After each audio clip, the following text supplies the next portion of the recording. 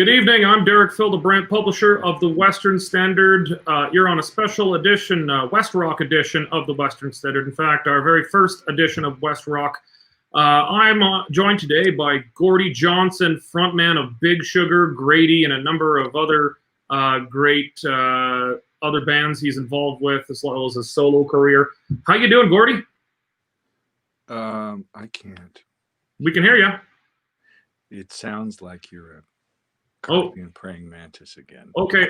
We had a minute. I think it's gonna. Yeah, we had this issue earlier. You're back now? No, praying mantis. Okay, well, we'll have Gordie Johnson in a second. As soon as Gordie can hear me, he will cue in.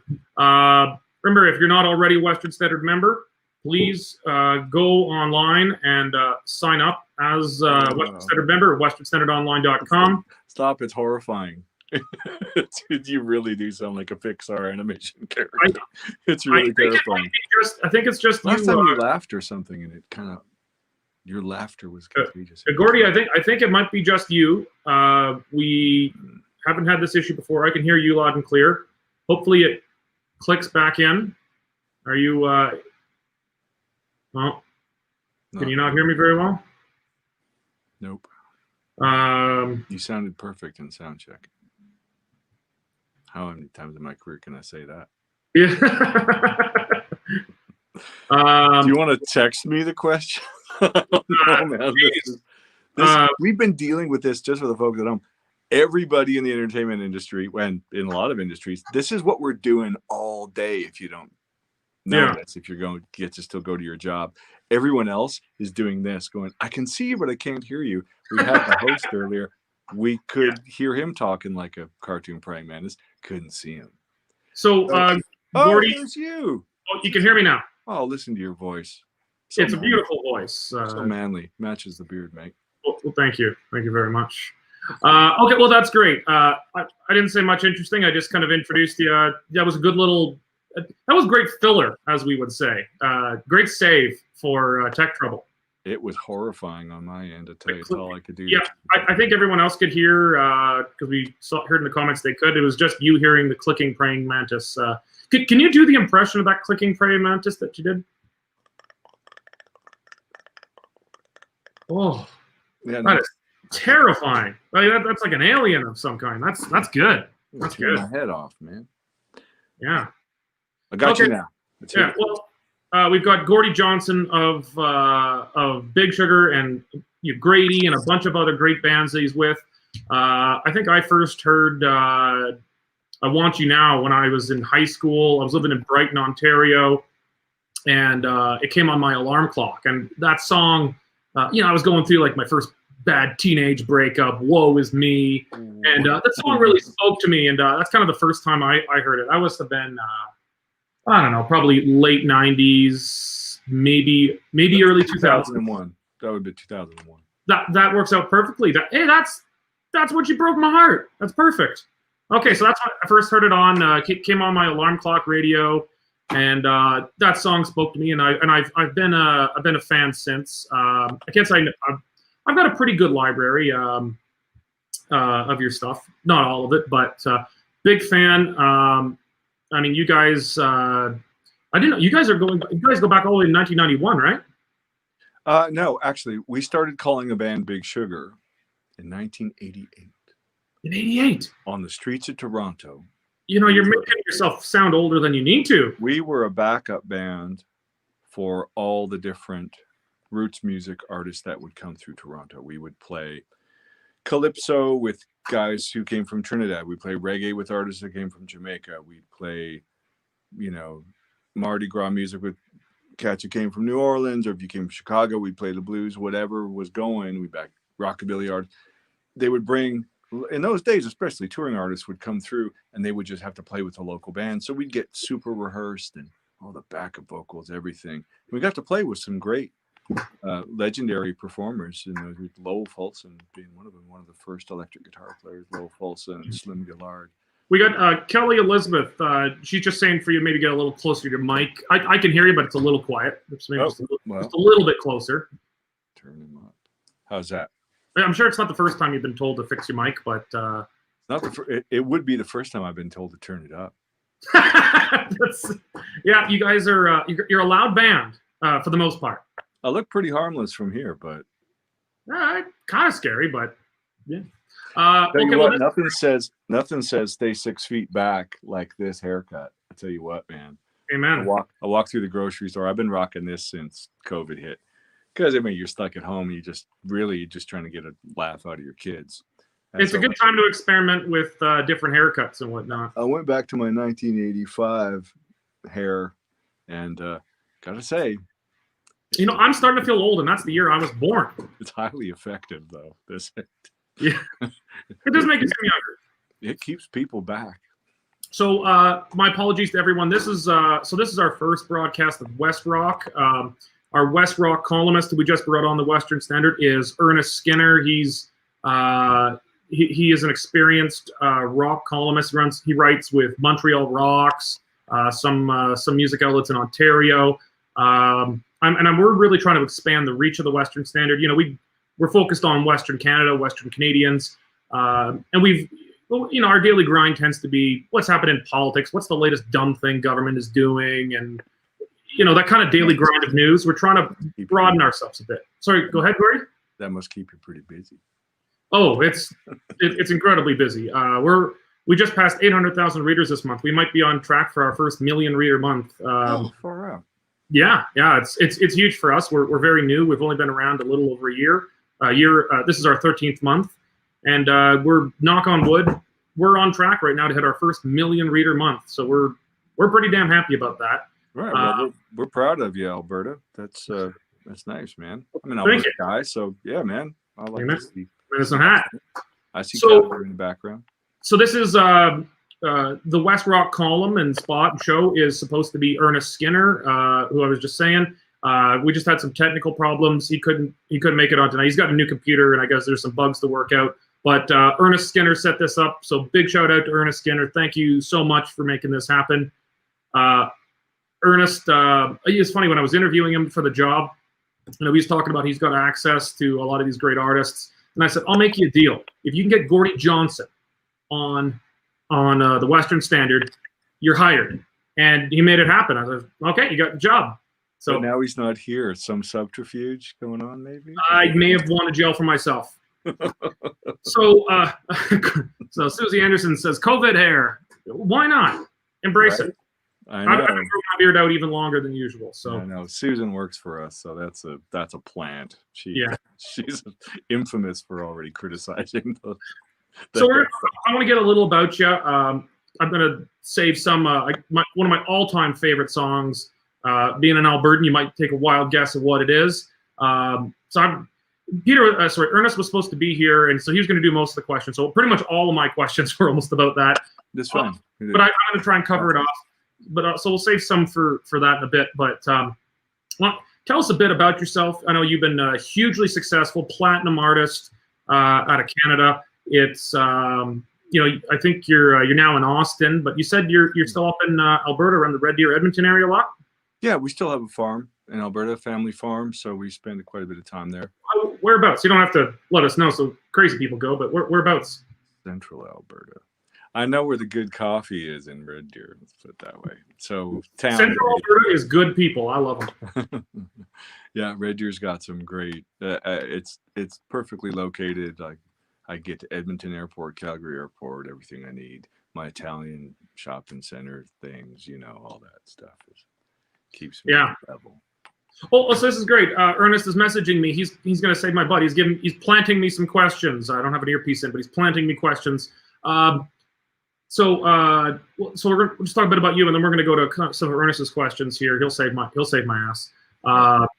So how did you? As I said, I was kind of before I got distracted here. You've had a huge career. What is it you're working on now? I know you maybe talk about the albums that you just released 2 this year. What a year to release an album.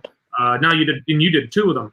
Well, yeah, I mean that seems like a lifetime ago. We had about a 2-year delay making the record because, just how life goes.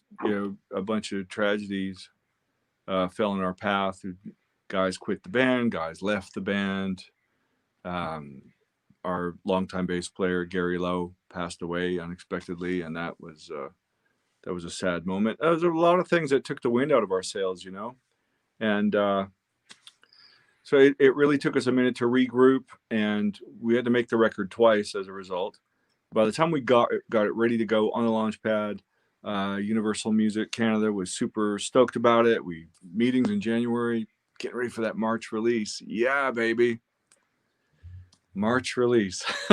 So then we put it out in March. I had COVID in February, pretty sure. It's sick wow.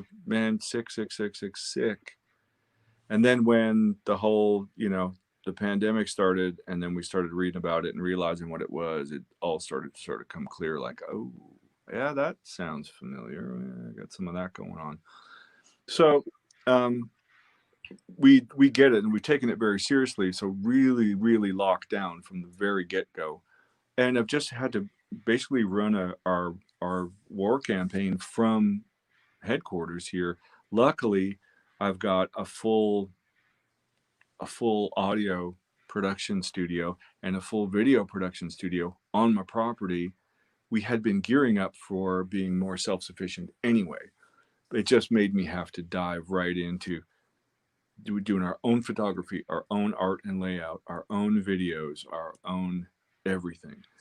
So I took that opportunity while everyone's sitting around in their pajamas to not only put out Eternity Now, which is a new Big Sugar record, made a bunch of videos for that record here at our place. We had a great re-release of Hemivision from 1996. You re-released Hemi? Yeah, one of our biggest records, which had never, because it was the 90s, they didn't put out things on vinyl in the 90s. It was all on CD. So that one just kind of fell through the cracks of ever coming out on vinyl. So for people who like vinyl records, we put that out. It's available through our website and through Universal Music, and Music Vaults is their site for that stuff. And Universal just did a fantastic job. I got to say, the dudes we deal with there obviously love the music like hardcore fans, not just as a business. They genuinely love the music. So you can really tell by the whole thing, the packaging, the way they put the music together. We found a bunch of hidden tracks. They went through the archives. I was able to remix them here at the studio and put them on the double album set, colored vinyl. It's a beautiful package. They did just an amazing job on it. So that was exciting. You're taking the whole COVID new skills self-sufficiency thing to a whole new level. Most people are learning to cut their hair and maybe picking up a new hobby. You're doing the art and stuff of your own albums? Yeah, well, it goes from there to where, with no place to tour and no venues to play, our only way of reaching people is through social media. So I took it upon myself to start creating content for YouTube and all the other platforms. I put out a little, 10-minute, 15-minute tutorial once a week called GJ in the Sound Shack. Tell people about the guitars, how to play certain songs, recording techniques, a guitar collection, drums, all this stuff, stories and history of the band. And how long it took me to figure. I'm not a good guitar player. You know how long it took me to figure out All Hell for a Basement? It's a pretty simple song, but to make it. Pardon? It seems like a pretty simple song. Well, I play it simply. But we did 25 episodes of Sound Shack on YouTube, then took a break from that. So those are in reruns, and started putting out a thing called Blues Day Tuesday, and just got friends on the phone who are from California, New York, wherever they are, and getting guys to play a blues song with me. I'd record a track of blues. I'd film myself doing it, all the instruments, capture all the video, mix the audio, send it to a buddy. They would film and record their stuff, send it to me, and I'd put it in a video in Premiere Pro and post that on the internet. So we did a dozen of those, which was amazing because I wasn't, on a Tuesday afternoon, I wasn't going to be jamming with Joe Satriani, but I got to, through the magic of digital applications and computers and all this wonderful stuff, I've been able to, still make music with my good musical friends out here. So that's, that's just been an ongoing thing. Of course, we can't wait to get back out and play live. But in the meantime, we've been able to do, it's going to be close to half a dozen more charity events, because imagine, how the food banks and homeless shelters and places like that. I mean, look, I'm an out of work rock star at the moment. I'm going to be okay. You know what I mean? Like if I don't get to go to a sound check and eat some after show pizza, I'll be okay for a minute. I'll survive.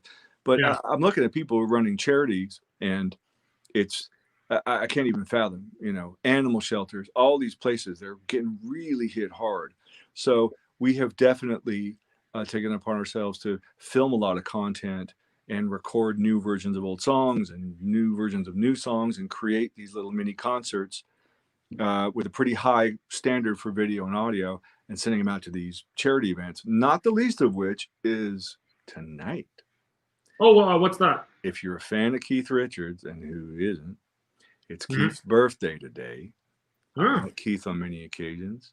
Never spent a birthday with him, but I bet that is a mortally frightful occasion. A bunch of punk rockers in Vancouver decided they would celebrate Keith's birthday with a big boozy rock and roll show at the Rickshaw Theater. It's been going on for years, and they raise money for the Greater Vancouver Food Bank. And this year they can't do it live, obviously. So they're doing it virtual, and it's able to go international. And they asked me to take part, and I immediately set up the cameras and the microphones and filmed. Well, where can we find that? I might watch it when we're done here. Where can we find that? Where can our viewers see it? It's going live at 7 p.m. Pacific time from Vancouver. Google it, Keithmas. It's a bit of a stretch. 7 p.m. Pacific. That's right. It's like Keith Richards Christmas. Keith. Well, if you're watching, don't go watch it, because 7 p.m. Pacific is 6 p.m. Mountain. So don't leave us. No, you're backwards, dude. The sun goes the other way. Oh, geez, I do that all the time. I get it asked backwards all the time. That'd be like Manitoba time. Sorry. Yeah. You're going to Manitoba. I'm on my way to Vancouver. So the Keith show is happening tonight. There's a bunch of great bands on there, and dudes from other bands playing together. Everyone doing Keith Richards songs, either from the Stones catalog or from his solo catalog. And it's always a great night anyway. And to be able to take part from Texas and still be a part of it. So I filmed Too Rude and Take It So Hard. As soon as they asked me, I put my hand up with no, these two songs or I'm out. I'm not messing. These are my songs. Yeah. So it was a kick to do it, man. It was a real challenge. Well, you got, you and Big Sugar, well, you've got all these, I don't know if it's appropriate term, side project, but, other bands that are probably, that you're the leader of, but that are probably less prominent than Big Sugar. You've got quite a lot of influences. You got heavy metal, you've got reggae. It's like a lot of different influences. Where did that come from? Like, what made you? At least I would identify your primary genre as rock, but where did these different influences come from, and how big of an influence was Low in kind of bringing other genres to it? Well, music's just a language I speak. You know what I mean? I speak all of the dialects of it. You could look at it that way to make a comparison. So I don't really. I mean, I hear funk in my heavy metal. I hear rock and roll when I listen to reggae. I hear reggae rhythms when I listen to rhythm and blues. I mean, to me, I interpret it all the same way. So to me, it's just a free, open space. Music is just a way to entertain people, and if I can shock and surprise people and get their attention and hip them to stuff maybe they don't know. Yeah, another comparison I like to make, it's like if you came to my house to hang, we'd have a little beverage and we'd go in the den and put on some records, and you do this with your friends. You go, oh, dude, you got to hear this. Did you ever hear this Jimi Hendrix record? Oh, have you ever heard this Alton Ellis record? Have you ever heard this, Sonny Terry, Brian McGee record? You pull out records and wow and amaze your record collector friends. That's kind of what any Big Sugar show is like. if you're really hip to a lot of music, you won't believe the complexity and the various influences that go into it. And even if you don't know anything about any of that, it's still just music. It just makes you move, and hopefully it makes you feel good, you know. So that's being able to serve it up two ways. I think that's what that diversity has done for us, is being able to reach people from all corners of the music spectrum, you know. So I got a couple guitar questions for you. I'll start off with the one I think the question you get a lot is, why do you use the double neck guitar? I mean, I've seen it from time to time, but there's very few people I see who do just entire concerts with a double neck guitar. It's very much iconic to you. Put up that picture again. Look at that picture. Put up that picture again. Well, geez, any damn picture of you. There's, of course, there's that. Look at that. That's beautiful. Look at that. And then our promo. And it hurts. There's one with the single. There's what you and Julian. This is thanks to our WESTROCK columnist Ernest Skinner. He thinks that you bear a striking resemblance to King of the Trailer Park. It's funny he mentioned that because I took a little break in the middle of the day to watch some Trailer Park Boys Rickyisms, and it was just as I was watching that video, he gave me a call and interrupted it, and he was like, "Hey, I want to put this up on the thing." I was like, "Fine." Yeah, I think it's a compliment, but I don't know how you take it. He's the most handsome man at the trailer park. Tell Ernest I'm going to kick his ass after school. So, yeah, I mean, I like Trailer Park Boys as much as the next guy, but that was not the intention. Even though when that picture was taken, I was kind of living like a Trailer Park Boy. So those days are done. This is, I might look a bit scary. There you go. Just exchange the guitar for rum and Coke, and there you go. Yeah, there was probably an open bottle of Cazadores tequila at the photo shoot. That's not happening anymore either. So I'm a lot more productive as it turns out. Yeah, and I'll probably live a little longer.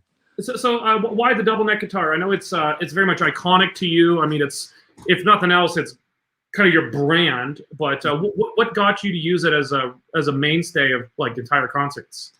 The ability to make so many different sounds on one instrument. To, you know, when you're in the studio, you can overdub. You can put more than one guitar part on a thing. You can have one guitar sound for the verse and a different sound for the chorus and a different sound for the solo in a musical arrangement. The studio makes that very simple to do. When you're playing live and you're the only guitar player in the band, then that you've created challenges for yourself that are hard to replicate. Most artists just use the pedal, right, to kind of flip their settings. Well, you can do that, but the fact that one neck is a 12 string and the other is a 6 string, they sound inherently different. No pedal can do that for you. Yeah. They're two instruments on your neck at the same time. And so I started to explore the possibilities of that. And of course, man, I just got deeply immersed in it. And some of my heroes have played those guitars too. You know, believe me, over the years, there was a huge Rush fan, Alex Lifeson, of course, Jimmy Page, but more Alex. You know, the use of the double neck guitar. John McLaughlin was another big influence on me, the double neck guitar. So, and it just looks cool. It's badass.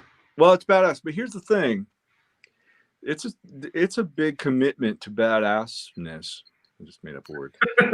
It's a commitment, because if you ever picked one up for more than 10 minutes, you realize if you're not really going to use it, you're going to park it, man. Because it's like trying to park a truck with a trailer on it. There's no easy way to do it. It's hard to play and it's hard to manipulate it and remember which switches you've engaged and what you're doing. What tuning is this one in? And oh my God!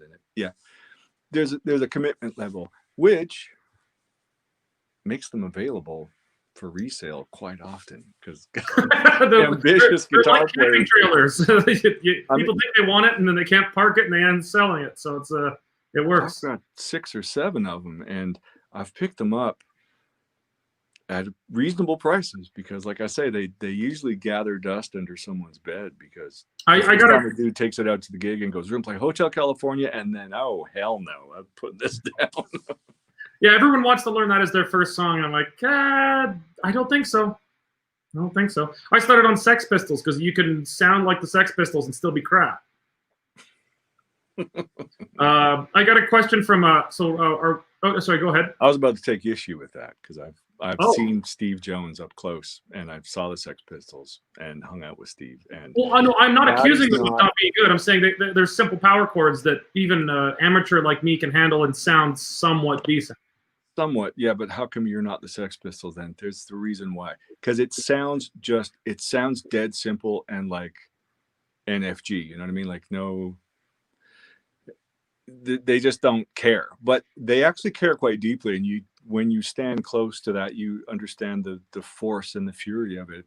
I was frankly gobsmacked when I stood in front of Steve's amp and heard what he does. It's like Pete Townsend, you know what I mean? Like, you think of the Who and Sex Pistols as completely different things in different eras, but there was a majesty and power in the guys playing. I was like, oh my God. Yeah, no wonder that shook modern music when it came out. It's a bomb. Well, it wasn't just their technical style. It was the raw anger in it that it was. Well, and there's an ability. They distilled it down to just what mattered.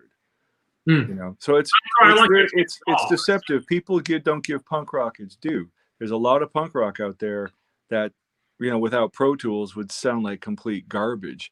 You know, the Sex Pistols didn't have Pro Tools. They didn't have multiple takes. They had an afternoon to make a record that shook the world. So consider that before you pick up your axe and think you're going to. Oh no, I meant it as a compliment. Steve, you know what I mean? I meant it very much as a compliment, and that simplicity of it. Like, I've got just like a simple little Fender amp.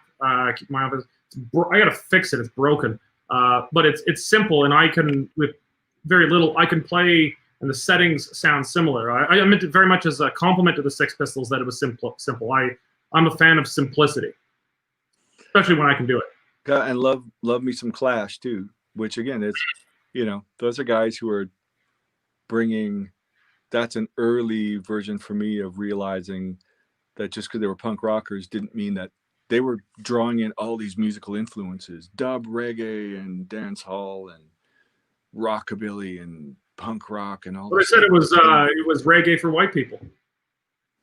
I didn't think of it like that. I mean, I take issue with that whole notion. It's like, oh well, white guys can't play funky music, and reggae by white guy reggae. It's like, I'm white guy, black guy. I didn't start playing with Gary Lowe because he was a black guy. I played with him because his playing amazed me, and he brought culture with it. And it's culture, you know what I mean? It has less to do with race. Because there's some unfunky black people out there, just as there are some unfunky white people. You know what I mean? It's like that really is. It had nothing to do with it. Yeah. Well, when people said that about the Clash at the time, I don't think they meant it in a racial sense. I think they meant it in a cultural sense, that it was taking a lot of reggae influences and bringing it into, for lack of a better term. No, I think a lot of people are some ignorant motherfuckers, and they say some ignorant stuff. And believe me, we heard a lot of it in the early days. We even heard it from our record company, who shall be nameless. But back in the day, we had nearly a decade of being held back at radio because we had black guys in the band. We're talking about Canada here. So before we get on our high horse, I mean, I live in the American South right now, in the Southwest. Yeah. Say what you want, but man, racism is it's not exclusive to any place. It exists everywhere. And we fight against that stuff. And I raise my voice about it because I've been subjected to it a long time. Not only being a white guy in a reggae dance hall situation, or having a black guy at a rock radio station. And we've heard some really ignorant stuff said. And to me, it's just, I mean, but for the grace of God, I'm with a bunch of like-minded individuals who scratch their heads and go, what's the damn difference? We can make good music. I don't care if you're man or woman or what you are. It just, you got to play really well to play with me. Well, I have some questions I wanted to ask you about Gary Lowe. But I think maybe this is a good segue into it. Like, he, you know, he was I'm going to want to ask you, like, his loss, what did that do to the band? How has that changed your music going forward? But what you brought up, I guess maybe I want to get to first as I think a really important segue. I think a lot of people, you know, with some very notable exceptions, racialize music in that rock is white people, rap is black people, and when people do cross over, people don't necessarily not accept it, but they do they raise an eyebrow. And some of the greatest guitarists and rock artists of all time have been, Jimi Hendrix and so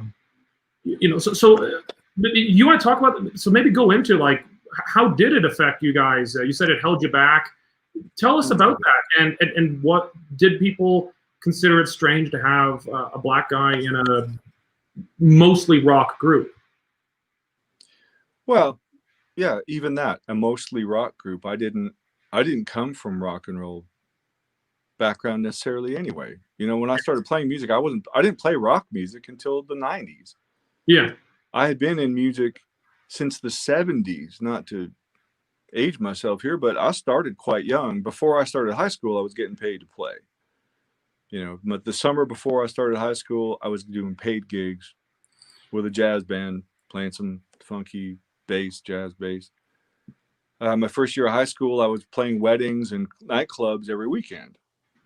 And man, my background is polkas and marzukas and tarantellas and wedding music. You know what I mean? We could play Shut Up, You Face and the Bird Dance, and to play YMCA. Yeah, you to play every kind of music they threw at you. You guys should do like a rock polka. I'm a huge Rammstein fan, and I do Oktoberfest every year. So if you guys put out a rock polka, I'm all in. Well, here's the thing, man. Now I'm living in Central Texas. We're close to the border, and it turns out, man, that people think of Texas as Austin, Texas, guitar town, All the great guitar slingers come from Texas. I tell you what, the instrument that's king here is the accordion. You want to hear some dudes start screaming and throwing beer in the air, get the accordion going down here, man. It gets dudes start screaming, man. The people start dancing. Oh yeah. So I never regretted having a really diverse musical background. I guess I somehow realized in my early teens that, if you want to do this for a living, you really need to be able to address music on a level playing field, no matter what it is, and see some value in styles of music that you may not be a fan of. I mean, it was easy for me to sit and listen to Black Sabbath and learn the bass parts on Black Sabbath records. I loved Black Sabbath when I was a kid. That wasn't going to make me any money, and that wasn't going to enable me to keep playing the bass as a kid. I started out as a bass player. So I learned all manner of music. And man, by the time I got to playing rock and roll, it just seemed to me like, why don't I bring all this stuff with me? Because otherwise it's just boring. Mm-hmm. Does that answer your question? Yeah. So I would got to go to the second part about Gary Lowe. He passed away maybe a little less than 2 years ago, roughly. He was obviously a pretty key part of your band. How has his loss changed you guys going forward? Did it sound more or less the same because he died mid-recording, so he must have been there maybe for a lot of the writing and whatnot? So how has his impact? How has his loss affected you guys, and how has it changed? Well, okay, devastating, first of all, and there was no getting over it because it's in the past now. I can't change it. He's gone. And just even on a friendship level, I know his kids, it affects all of us. I'm never not reminded of it, put it that way. Now, I could just curl up in a ball and be sad about it all the time, but Gary wouldn't have wanted that. And I can't make somebody play like Gary because only Gary could play like that. So I really just had to stop thinking about that in terms of how that defined Big Sugar. It did define Big Sugar and what we were, because that was a collaborative thing. The guys who were playing with me at the time all contributed, and their personalities made it what it is. So rather than hiring, one approach would be to hire guys now to come in and play like the old guys, right? But I don't have those people with me anymore. Al Cross is not playing with me. Mr. Chill is not in the band. Gary Lowe has passed away. No one can play like them. So I got over the notion that I need to make guys learn how to play. No, you got to play it just the way Al played it. You got to play just the way Gary played it. No, nope, forget about it. Now I play with guys who have their own strong musical personalities, and they bring that with them. And I ask them to bring it. Big Ben, who's the bass player in Grady, has been playing with Big Sugar because we've been making music together for 30 some years. And we have a musical conversation that already existed. Now, the first time he got up on a Big Sugar gig and wanted, try to play it like Gary, I was like, oh, stop. That's not what we're here to do. That's not what we're here to do. You need to play like Big Ben, and that will sound like rock and roll, because that's us having a conversation. We're not just talking about the good old days. I don't really want to play Digging a Hole because it was popular in 1996. I only play it because I still feel it. It still means something to me. I still want to express that musical feeling to people. So it really is a of the here and now kind of a thing, and that's a very important mindset for a musician to be in, because otherwise you just relive in glory days, and then your old clothes don't fit you. You grow up, you get some silver hairs in here, and you have to start having a responsible haircut. Some of us apparently think that's important. Like, you got to be having fun in the moment and making what you're making now. Now, for fans, they can always put on the old records, and I'll still play those old songs, but man, I can't play them exactly the way I played them back in the day, because who cares? You get the record for that. You can have both. You can listen to the old one and come and see us do something new with it. Hey, if you don't breathe life into these things, I can't ask people to hand me their money and buy a ticket if I'm going to just do what you could watch at home. Yeah. That's great. So I want to turn this now towards my all-time favorite song. I got a lot, you're talking to an Alberta guy. We're the Western Standard. The biggest base of our audience is in Alberta.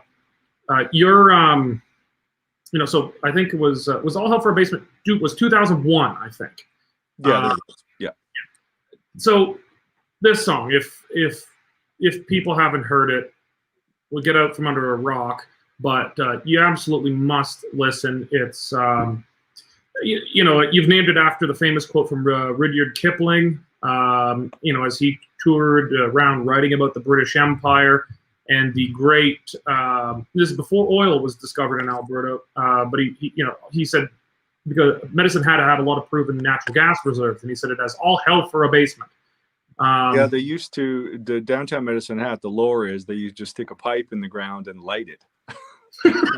Liked it for a street light. We just stuck it down the ground and lit it, and so there really was that impression that the all hell for a basement. Well, I grew up with that expression, and I just thought, man, I would just want to held in my back pocket. I thought, man, that's some powerful stuff, and I'm going to do something with it at some point. So I found remarkably little about this song online. It's legendary in Alberta. It's legendary for anyone in the oil field in Western Canada. You know where it's legendary? You don't know. It's not even like Alberta. Newfoundland? Props Alberta. It's the provincial anthem. Go to Newfoundland.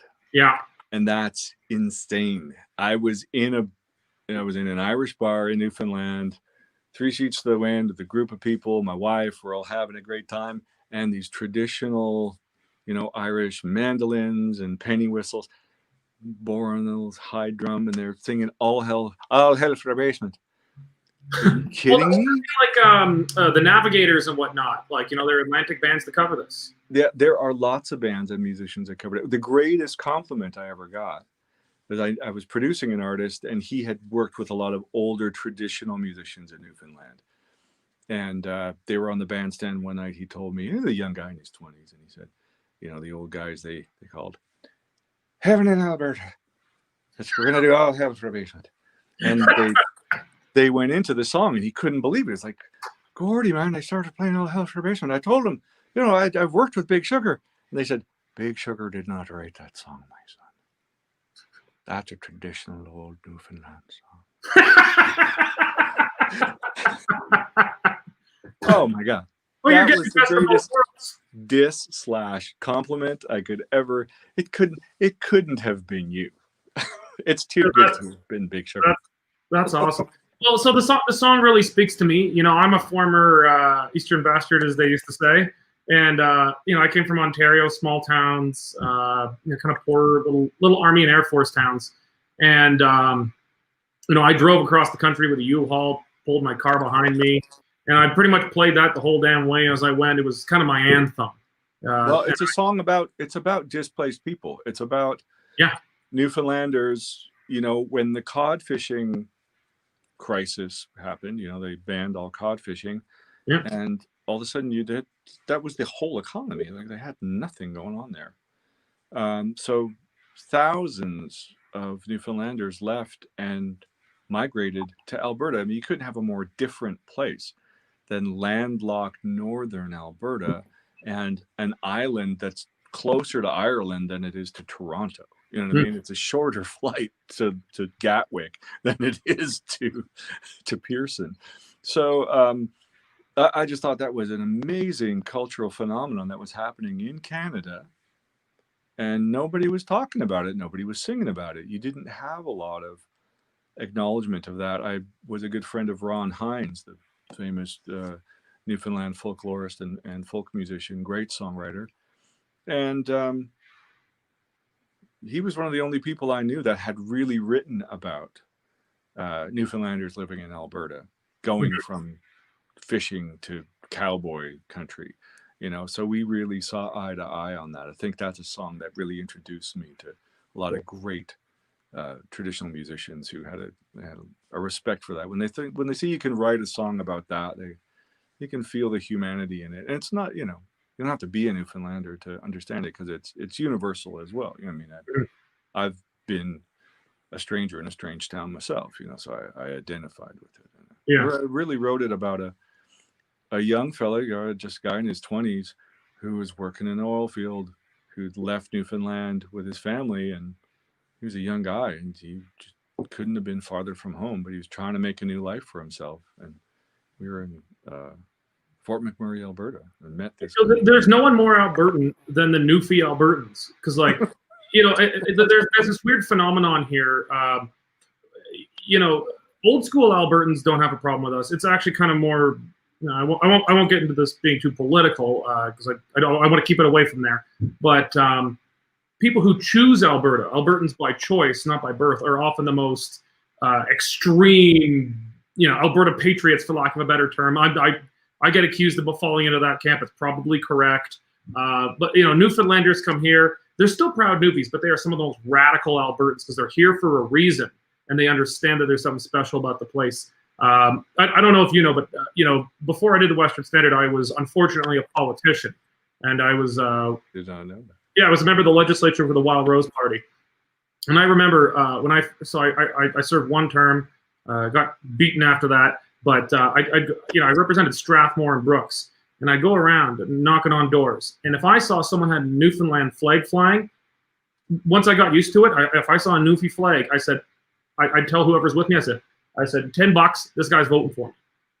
Like, they were like the most hardcore Wild Rose, rah Albertan types you'd get. You know, people who, some Albertans say, you know, guys coming from the east, they're watering Alberta down, getting rid of our old values. I think it's actually very different. I think the people who come to Alberta, choose Alberta, are much more likely to be the most fanatical Alberta lovers, because we have the fervor of the convert.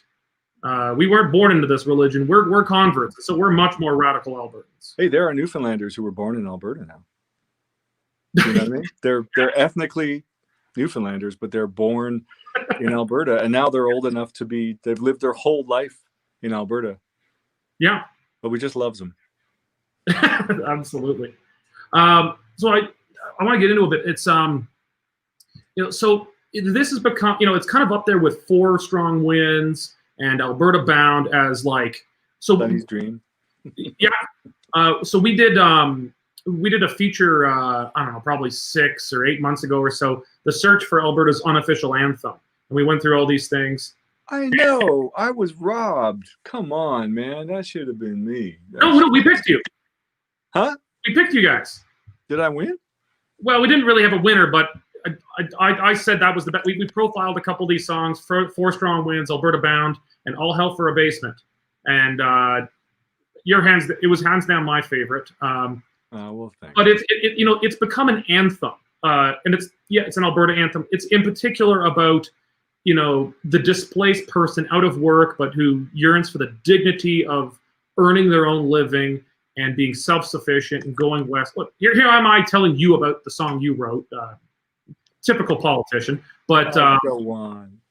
Yeah, but so more or less for our viewers, that's what it. That's the Alberta story of virtually anyone who's not First Nations moved to Alberta, probably normally westward from the east, looking for opportunity. How do you take that? It's kind of an anthem for Alberta.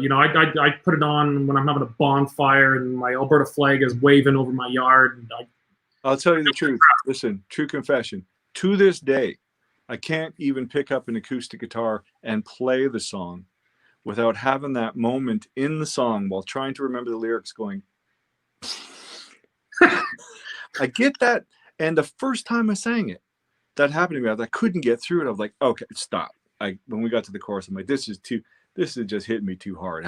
How can you say this out loud?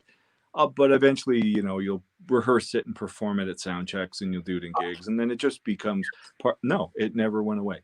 That feeling of that song never went away. I always get it. Literally makes me tear up sometimes, and I'm not a teary guy. I don't do that, but it really touches my soul. I play it late at night, bonfire roaring, and it's.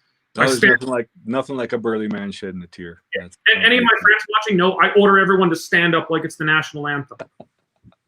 I'm like, okay, guys, on your feet. So how does it make? So how do you take that? It's kind of become an anthem for many in Alberta. I don't want to get into the Alberta independence discussion unless you decide to go down that road. But it's just kind of an anthem for Alberta pride. Yeah, have at her. That's great. I'm all for it. I'm not much for separatism, not for Newfoundland, not for Quebec, not for Alberta, not for Texas. Believe me, driving around here, you see license plates that say "secede." No, don't though.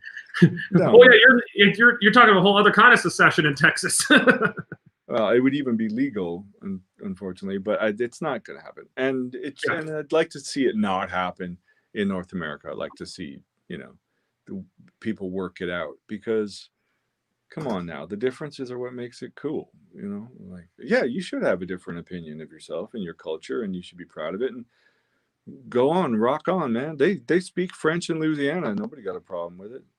Speak French. You speak French in Canada, speak it, sing it, eat it. Great. We love it. That's fantastic. Don't be flipping me the finger because I got Ontario plates and I'm driving through Quebec City. You know what I mean? Don't get all aggro on me. I'm different than you are. Just be who you are. We'll come and see you do it. You know what I mean? In New Orleans, people travel there to see people act all French. I was like, good. It's okay. Make that appealing.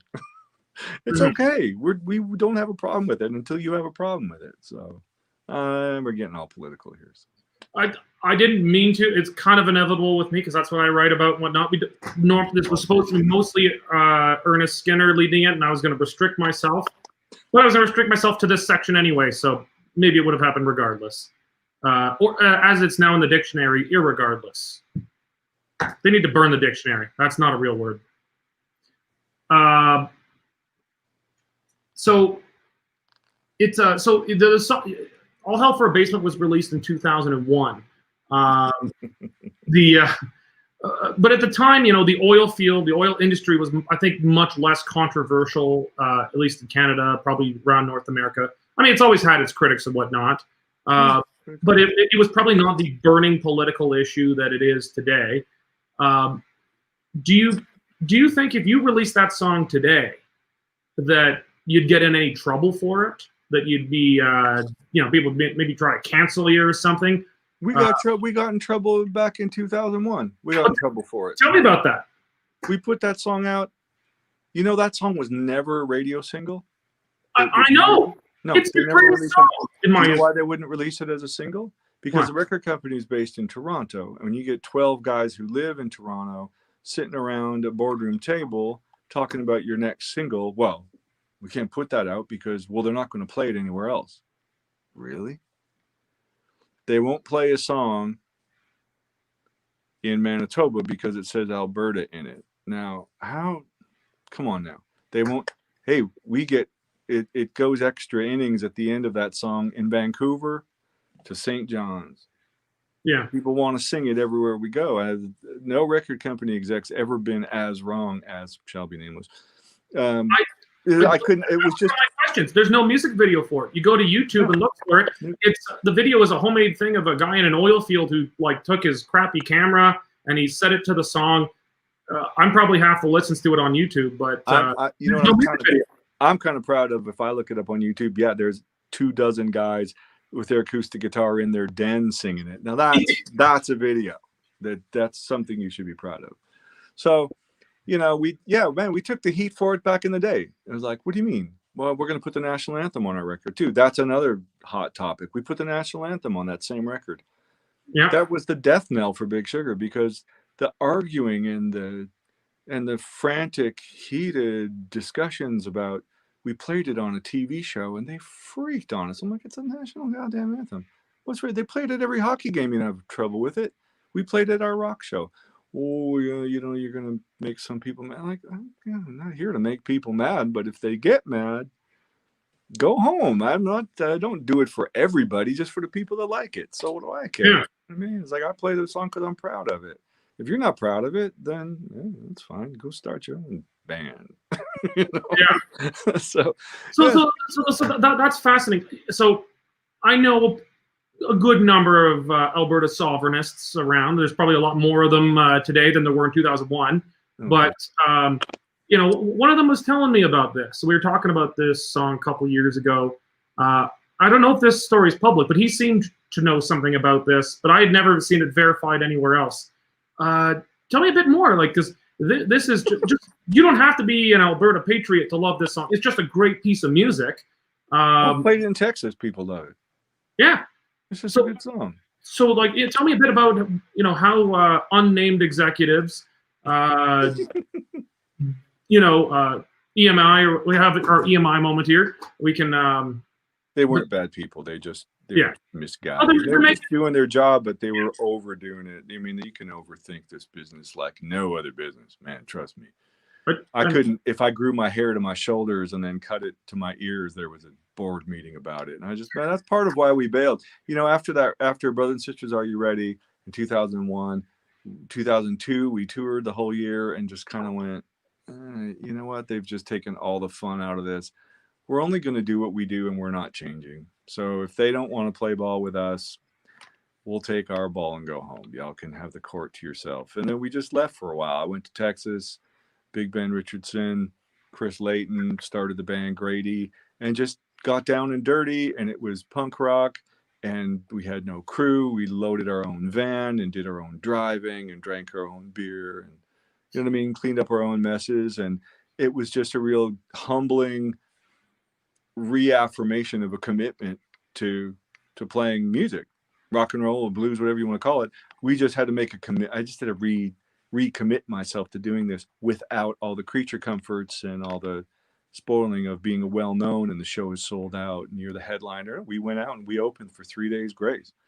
We opened for Nashville Pussy. We opened for, you know, we'd go and do we played in little punk rock clubs all over Austin, Texas. Like every night of the week, we'd go play in front of 300, you know, rabid, you know, punk, metal, whatever fans of music there are down there.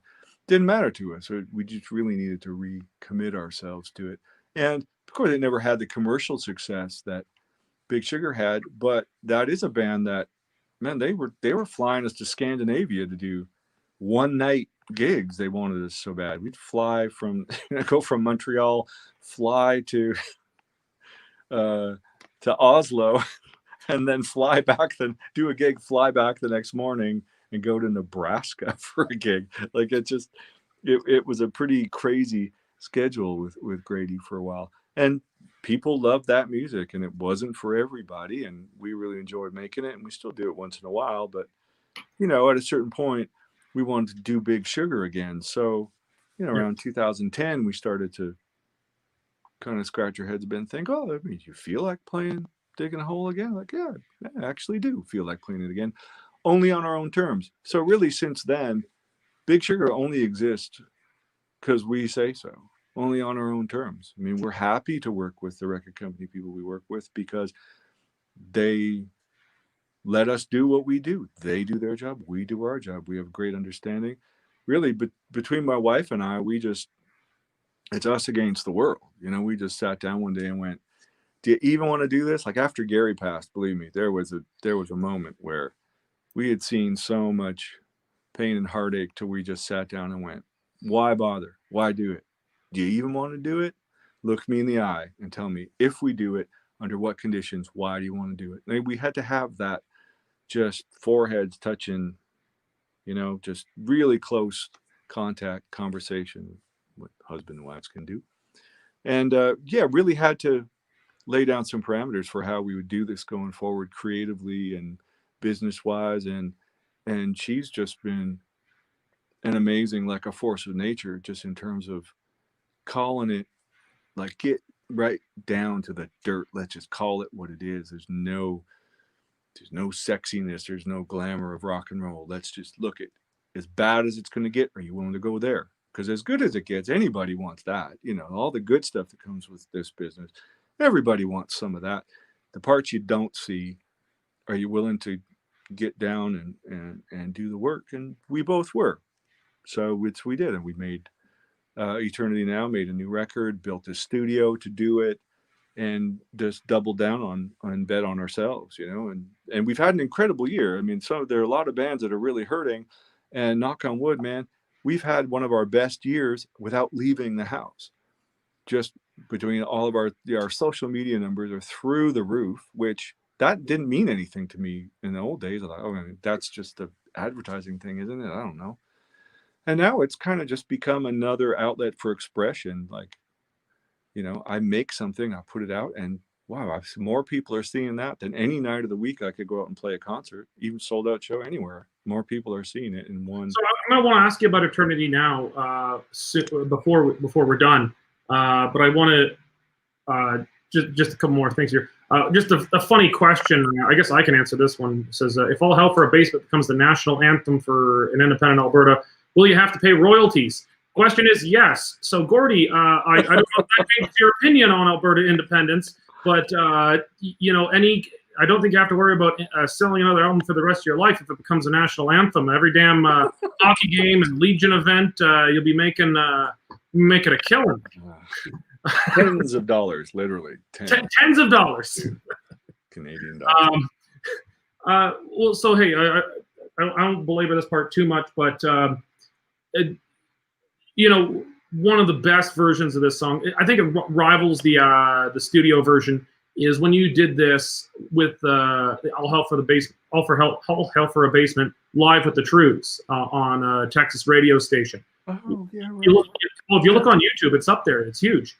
That, I think, is just as good, even though it's recorded live. That's actually kind of adds to it. I think it makes it better than it might otherwise be in the studio, and it's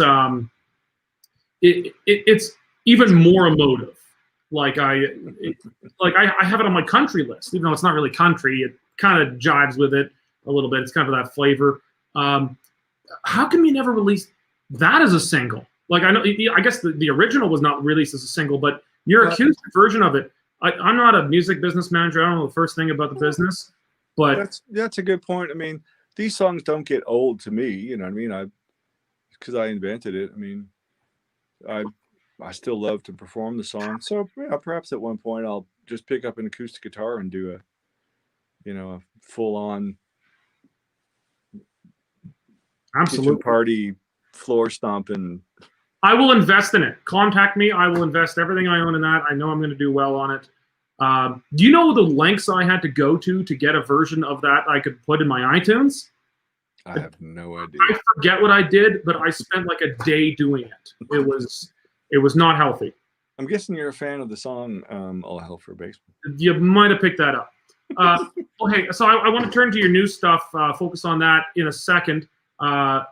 You can say no, but we talked to your, I guess, your representative when we were setting this up. Mm-hmm. Is it possible for you to maybe strum out a little bit of All Hell for a Baseman for us?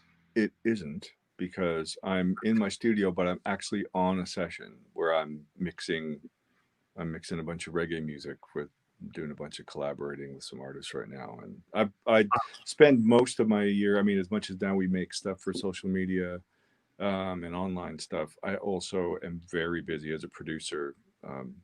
They got nominated for a Grammy and mixing records for artists and collaborating with different people and really delving pretty deep into reggae at the moment. Next year is going to be a big year for us for reggae releases. So the entire place is, I had to do a little bit of housekeeping because it was getting kind of zany in here. It's full on session time. So it's holy jeez. It's a bit of for a music bunker. It's very beautiful.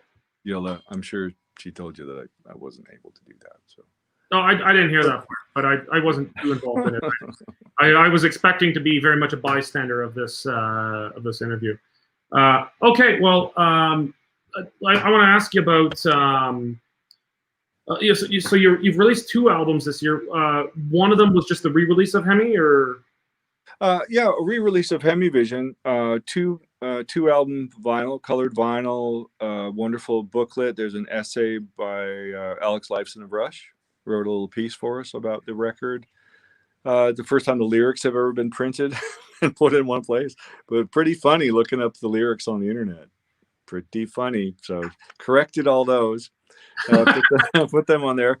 The record label was able to find a lot of hidden gems in the vaults, just stuff from the session that was never released. There's different versions of songs, and there's a Beatles cover in there. There's all kinds of wonderful stuff that was in the vault that we were able to put on a full side of the record.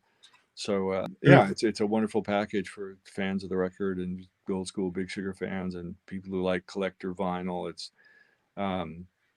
Simon Evers in Toronto did the artwork and design, and it's a beautiful package. I'm so really, really proud of it. So tell me a bit about, tell us all a bit about, more about Eternity Now. It's, well, I guess that's not the cover of it. But you get the point. That's definitely. So, yeah. That color is called Eternity Blue, just so you know. Oh, well, there you go. I would have just said teal, and that's as fancy as I get. Tell us a bit about the album. Is this... I guess we were kind of into this earlier when we were talking about the passing of Gary Lowe. Is this, you said you wanted someone, them to be themselves on it.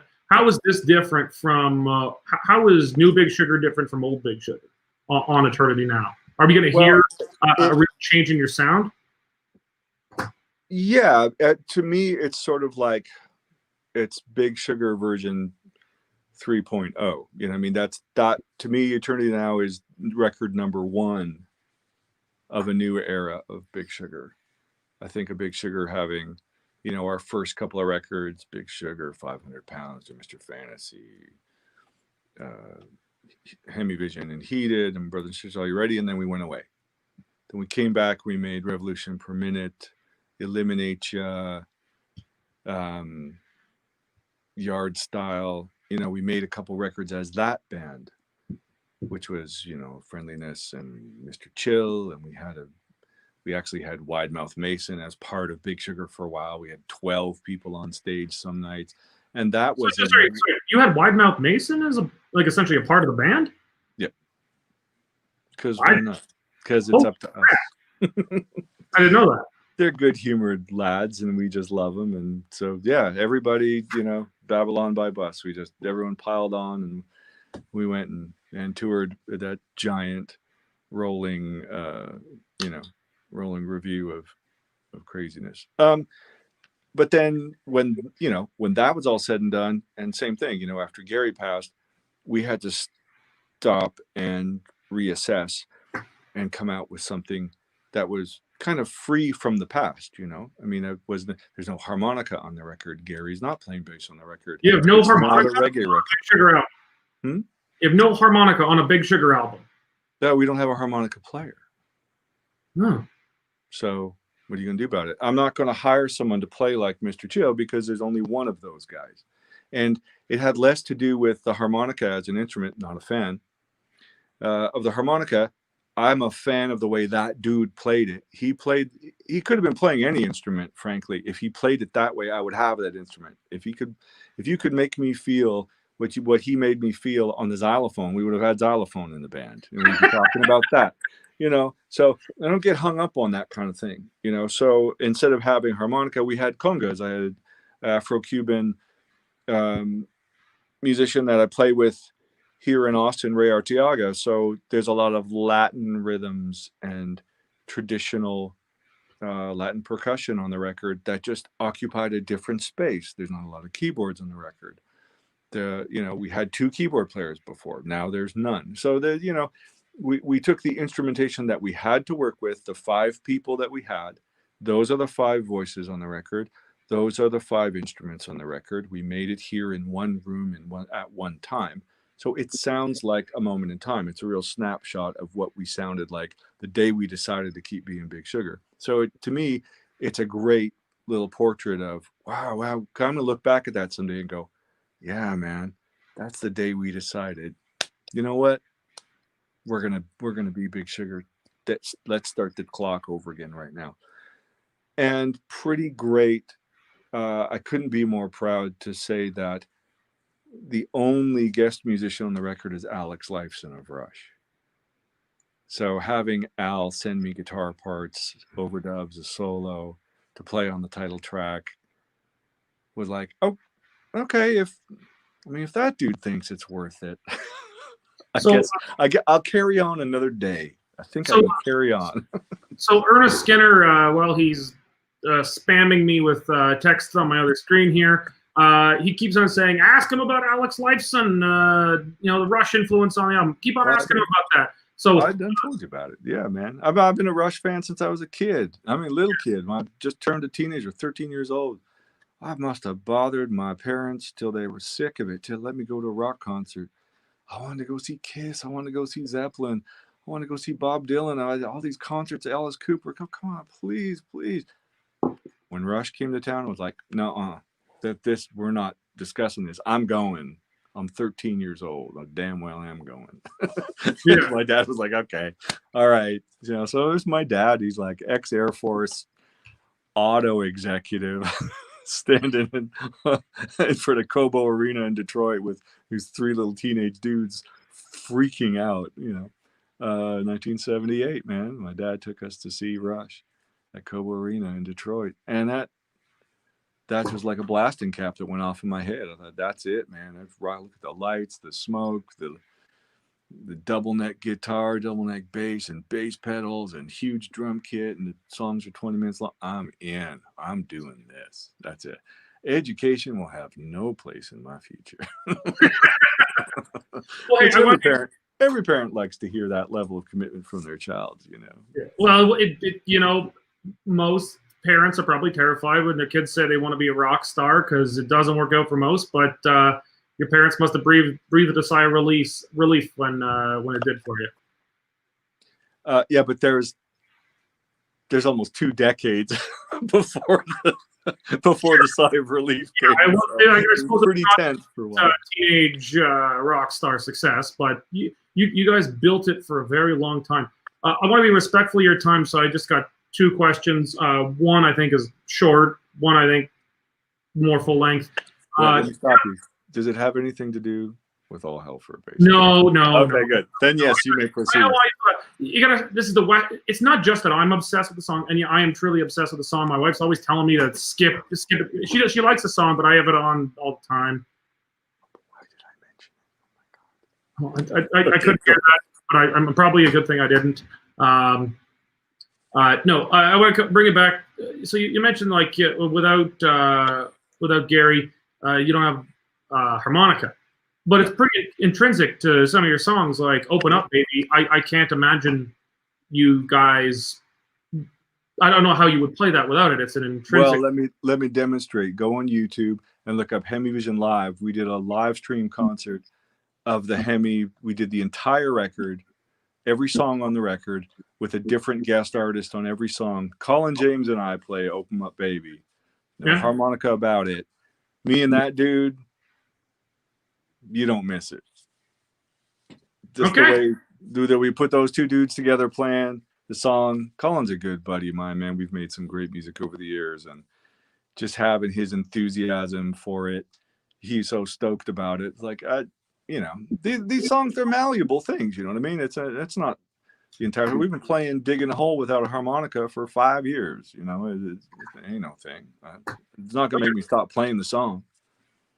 So before I let you go, I got to ask, what are some of, what is the one big Western Canadian group or artist that you think is either woefully unappreciated, not yet broken into the mainstream, or that is most deserving of really making a breakout? Anyone from Victoria to Sault Ste. Marie. Damn. Well, see, you've caught me at a bit of a disadvantage here, because I tend to not think of music in geographic terms. You know what I mean? Here I am just spending half a year talking about a geographic song. Like I even have a hard time when someone says, "Who's your favorite Canadian artist?" I mean, I wasn't asking for passports. I was just digging records. You know what I mean? I love all kinds of people's records. That's a tough one, man. I haven't really been in the scene, so I don't want to do a disservice to anybody by missing somebody, because I don't really know who's out there, to tell you the truth. I mean, look around the studio. I mean, here I am deep in the heart of Texas. I'm a guy who looks like me, who listens to reggae music all day. You know what I mean? I don't know, I don't know what's going on. Texas weird. I do love Vancouver. I love the music scene in Vancouver. I've always had a soft spot. I met my wife in Vancouver. You know what I mean? There's a lot of family connection there, and some of my best musical buddies are in Vancouver. And one of my favorite musicians, just anywhere, happens to live in Vancouver, is Rich Hope. Rich Hope and his Evildoers. They used to have a band called John Ford, and they toured with us a bunch, and I produced a record for them guys, and I've continued to write songs with the principal members of that band for years. But Rich has always had a soft spot in my heart for Richie Hope, because, man, he just embodies rock and roll. I mean, he's a guy my age who still shreds on a skateboard. He'd give you the deadly rockabilly haircut and beard trim. He's covered in tattoos. I mean, dude rides a skateboard to work, and he plays a big black Les Paul. It just thrashes it, and he embodies rock and roll for me. And he's an inspiration, and I'm lucky to say he's a friend too. But I can't limit it to that, because, man,